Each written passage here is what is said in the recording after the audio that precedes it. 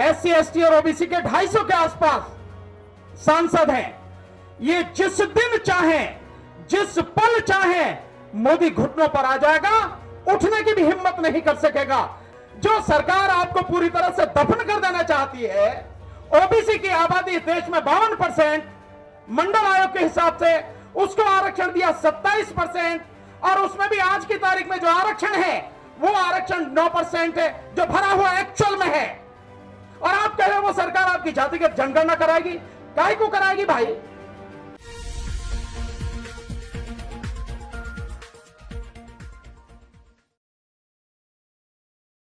तगड़ा से भाषण देना है यार, और भी तो बोलेंगे, इधर तगड़ा दूंगा तो 1 घंटा लगेगा। चलो कोई बात नहीं, नहीं नहीं सबको जगाएंगे, चिंता नहीं, तुम साथ में हो ना।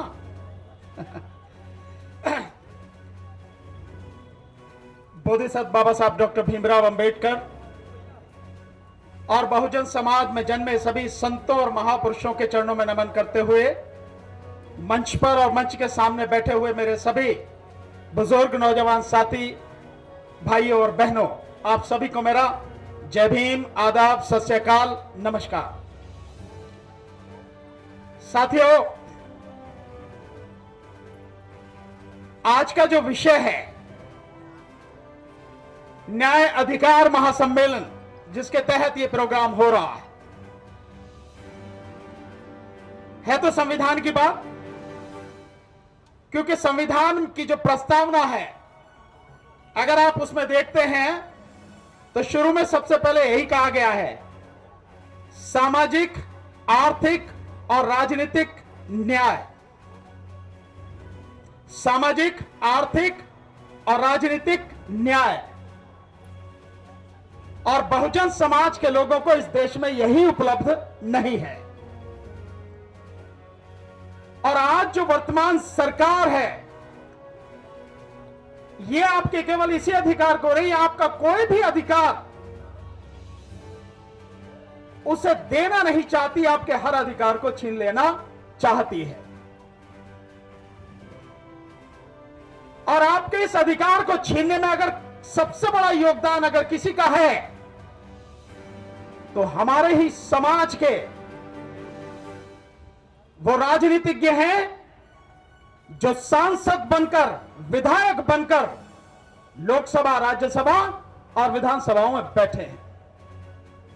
131 एमपी हैं लोकसभा में एससी और एसटी के, और ओबीसी सारे मिला के तकरीबन 250 के आसपास, एससी एसटी और ओबीसी के 250 के आसपास सांसद हैं। ये जिस दिन चाहें, जिस पल चाहें, मोदी घुटनों पर आ जाएगा, उठने की भी हिम्मत नहीं कर सकेगा। लेकिन अगर उस सरकार को बनाए रखने की कोई भी ताकत अगर है तो ये लोग हैं। मैं समझता हूं सरकार से कुछ भी कहने से पहले हमें अपने ये जो तथाकथित एमएलए और एमपी हैं, इनका इलाज पहले करने का प्रोग्राम बनाना पड़ेगा। कोई रहम नहीं किसी पर भी। अगर वो केवल अपने स्वार्थों के लिए संसद में बैठे और समाज का हिस्सा होते हुए भी समाज के लिए कुछ नहीं करते, तो सबसे पहले इनका इलाज करना पड़ेगा। हमारे समाज के असली गद्दार यही लोग हैं। केवल एक नाम लेने की बात नहीं है कि किसी का नाम लो, आप सारे के सारे उसी कैटेगरी में है। सब इनका काम पहले ठीक करना पड़ेगा।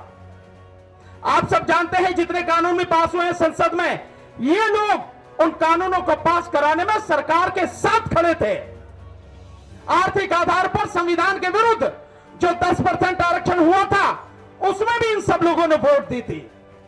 तो हमारे लिए दूसरा जो है समझते हैं, लेकिन उससे पहले हमारे लिए सबसे बड़ी जिम्मेदारी है जो हमारे ही समाज का कोढ़ है, इस कोढ़ को खत्म करना है। इन गद्दारों को इनकी असली हैसियत दिखा के दफन करना है पहले। अगर आप ये नहीं कर सकते और कहेंगे कि कोई मेरा चाचा है, मेरा ताऊ है, मेरा भाई है, मेरी बिरादरी का है, मेरे इसके होने से मुझे ये मिल जाता है, इसके होने से ये लाभ मिलता है, आप कुछ नहीं कर पाएंगे, कुछ भी नहीं। आपको ध्यान है जिस समय पूना पैक्ट के बाद में 1935 के जो कानून बना उसके बाद जो चुनाव हुए और उस चुनाव में जिस तरह से कांग्रेस पार्टी में अपने ही समाज के लोग बड़ी संख्या में जीत कर आए थे और उसके बाद जो उन्होंने काम किया कि जिस पार्टी के थे उसके बंधुआ मजदूर बन के ही वो रह गए, तभी बाबा साहब ने कहा था कि बेशक ये मेरे समाज के लोग हैं लेकिन समाज के नहीं है, ये किसी काम के नहीं। हमारी सबसे बड़ी दिक्कत ये है। दूसरी बात साथियों, आपके जितने भी मुद्दे हैं, ये प्रोग्राम जो भी साथी ऑर्गेनाइज कर रहे हैं उन्होंने जितने भी मुद्दे रखे हैं, हकीकत में वो मुद्दे हम सबके जुड़े हुए मुद्दे हैं। मैं उन सब मुद्दों से सहमत हूं। मेरी असहमति इस बात से है, ये मांगना आप कब छोड़ोगे भाई? ये आपके सरकार जातिगत जनगणना कराए, क्यों कराएगी सरकार जातिगत जनगणना? क्या है आपकी हैसियत उसकी नजर में? जो सरकार आपके सारे अधिकार छीन के बैठी है, जो सरकार आपको पूरी तरह से दफन कर देना चाहती है, ओबीसी की आबादी देश में 52%, मंडल आयोग के हिसाब से उसको आरक्षण दिया 27%, और उसमें भी आज की तारीख में जो आरक्षण है वो आरक्षण 9% है जो भरा हुआ एक्चुअल में है। और आप कह रहे हो वो सरकार आपकी जातिगत जनगणना कराएगी? काहे को कराएगी भाई? कौन कराता है जनगणना? सरकार कराती है ना। इस सरकार को उखाड़ कर फेंको, अपनी सरकार बनाने के लिए काम क्यों नहीं करते हो यार मेरे?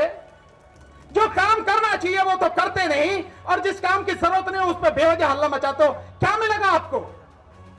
कोई आपको देने वाला नहीं है।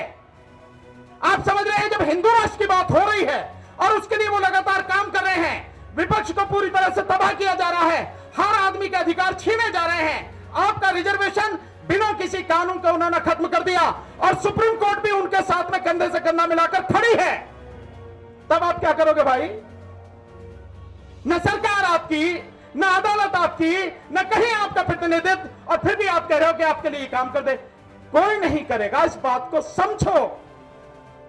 जब तक आप उन चीजों को नहीं समझोगे जहां से खड़े होकर आपको काम करना है, या यूं कहो कि अगर अपनी जमीन का आपको पता नहीं है तो फिर कैसे आप समाज की लड़ाई लड़ोगे? कैसे आप समाज को उसका हक दिलाओगे? नहीं दिला पाओगे। इसलिए इस चीज को समझो। और मैं बार बार हर मंच से कहता हूं, चाहे कोई पसंद करे या ना करे, किसी को अच्छा लगे या ना लगे, इस बात की मुझे परवाह नहीं है, लेकिन मैं जानता हूं अगर 2024 को लेके, और इसमें केवल 1 साल रह गया है, 2024 के चुनाव को लेके हम सबने, बहुजन समाज ने, मैं केवल नेताओं की बात नहीं कर रहा जो राजनीतिक दल में है, मैं उन संगठनों की बात नहीं कर रहा जो सामाजिक संगठन है, मैं उस पूरी जनता की, पूरे बहुजन समाज की बात कर रहा हूं। अगर आपने 2024 को लेकर, 2024 के लोकसभा चुनाव को लेकर रणनीति नहीं बनाई, उस पर काम नहीं किया, तो उसके बाद तुम्हें कुछ करने के लिए बचेगा भी नहीं। ध्यान रख लेना इस बात को। इसलिए हमारी सारी कवायद इस बात पर होनी चाहिए, यह आपातकाल से भी भयानक आपातकाल की स्थिति है साथियों। मैं किसी को डराने की कोशिश नहीं कर रहा, लेकिन जो सच है वो आपके सामने रखने का प्रयास कर रहा हूं। मैं निश्चित रूप से आभारी हूं और धन्यवाद देता हूं उन सभी संगठनों का जिन्होंने इस प्रोग्राम का आयोजन किया है।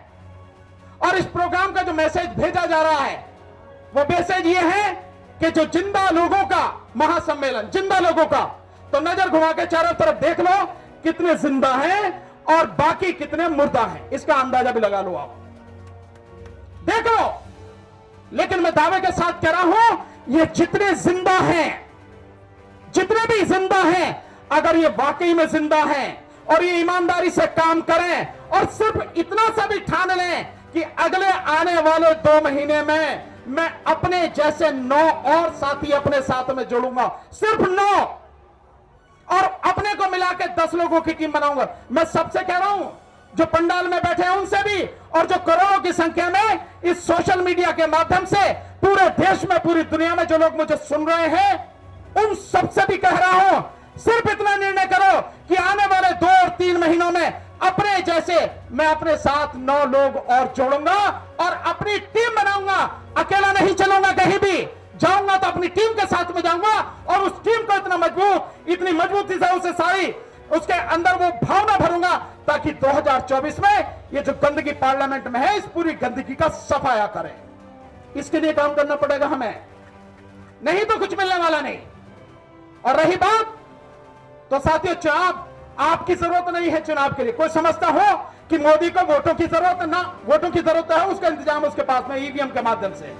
जनता की जरूरत नहीं है उसको, जनता की कोई उससे जरूरत ही नहीं है। और इसीलिए जनता से लेना देना नहीं, जनता के सुख दुख से लेना देना नहीं है। उसके पास ईवीएम है और ईवीएम के साथ साथ चुनाव आयोग जो उसकी गुलामी करता है और शासन प्रशासन में बैठे हुए एसएसपी, एसपी, कलेक्टर जो उसकी गुलामी पर उसका हुक्म बजाते हैं और उसके लिए बीजेपी के हारे हुए कैंडिडेट को जीता हुआ डिक्लेयर करते हैं, वो सब है उसके पास में। आपके पास में क्या, आप क्या कर रहे हो? आपको करने की जरूरत है, आपको समझने की जरूरत है। ये चाहे फौज भी लगा दी जाए, उस सब के बावजूद भी तुम्हारी वोट तुमने जिस कैंडिडेट को दी है, जिस पार्टी को दी है, 2024 के चुनाव में उसी के खाते में गिनी जाए। इसका इंतजाम भी आप ही को करना है, कोई और करेगा उस भरोसे मत रहना। अगर रहोगे सब कुछ लुट जाएगा। समय कम है और भी साथियों को बोलना है, और मैं तो आपके सामने बोलता ही रहता हूं और केवल बोल नहीं रहा, हम जमीन पर काम कर रहे हैं। आजकल में हमने दिल्ली को टारगेट किया। इस मंच से मैं साथियों से अनुमति लेते हुए दिल्ली में जो लोग रहते हैं उनसे निवेदन कर रहा हूं, जो भी इस बात को सुनने हों, और दिल्ली के बाहर भी जो लोग हों उनसे भी यह निवेदन कर रहा हूं। हम लोग दिल्ली में काम कर रहे हैं और दिल्ली में 2024 को लेकर लगातार कोर्ट करने के बाद में 4 बजे निकल जाते हैं घर से और जमीन पर काम करते हैं, गली गली मोहल्ले मोहल्ले जाके उसी तरह से काम करें। तब कह रहे हैं आपसे, केवल हवा में नहीं। तो सारे लोग आइए हमारे साथ, कदम से कदम मिलाकर चलिए हमारे साथ। और जो दिल्ली से बाहर के लोग हैं, उनके जो रिश्तेदार हैं, उनके दोस्त हैं, जानने पहचानने वाले हैं, सबको कहिए मेरे से संपर्क करें, ताकि कम से कम दिल्ली से इस गंदगी का सफाया हम लोग कर सके। यही काम हमें करना पड़ेगा साथियों। लड़ाई हमारी बहुत बड़ी है, पर मैं मानता हूं दूसरे की तरफ उंगली उठाने से पहले देखिए मेरे हाथ को। अगर मैं आपकी तरफ उंगली उठा रहा हूं तो ये 3 उंगलियां मेरी तरफ हैं। इसका मतलब दूसरे पर उंगली उठाने से पहले 3 गुना काम मुझे अपने अंदर करना पड़ेगा। और ये काम मानव साहब काशीराम जी ने किया। उसके बाद हम आज तक यहां तक पहुंचे। और एक निवेदन, सिर्फ एक छोटी सी सलाह, जो भी साथी हैं जिन्होंने प्रोग्राम किया है, आज के बाद जब तक दिल्ली को पूरी तरह से जाम ना कर दो, सील ना कर दो, उस स्थिति में ना पहुंच जाओ, मेरी सलाह है, मानो ना मानो आपकी बात, दिल्ली में कोई प्रोग्राम मत करना। ऐसा प्रोग्राम तो करना, लेकिन कॉर्नर मीटिंग करो। जो खास खास लोग हैं उनको बुलाकर किसी ऐसी जगह पे वहां बैठकर रणनीति बनाओ, उनके कंधे पर जिम्मेदारी दो, आपको यह काम करना है। ये लोकसभा आपको संभालनी, ये विधानसभा आपको संभालनी है, ये मोहल्ला संभालना है, ये गांव संभालना है, ये शहर संभालना है, ये तहसील आपको देखनी है, ये ब्लॉक आपको देखना है। जिम्मेदारी दो साथियों। हम तैयार हैं इस बात के लिए। जो भी जिम्मेदारी हमारे कंधों पर सौंपी जाएगी, पूरी ईमानदारी से, पूरी निष्ठा से, पूरी ताकत से निभाएंगे और आपको पूरी तरह से उसे सफल करके दिखाएंगे साथियों।